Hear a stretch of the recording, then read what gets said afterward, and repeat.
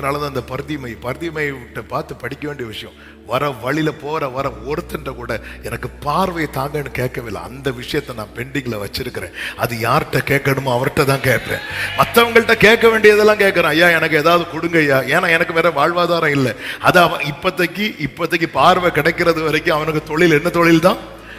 பிச்சை எடுக்கிற தொழில் தான். அவன் உட்கார்ந்து இருக்கிறான், கேட்கிறான். அதனாலதான் ஏசு அவனை கூப்பிட்டு சொல்றாரு, கேட்கிறாரு, உனக்கு நான் என்ன செய்ய வேண்டும் அப்படின்னு கேட்கிறார்.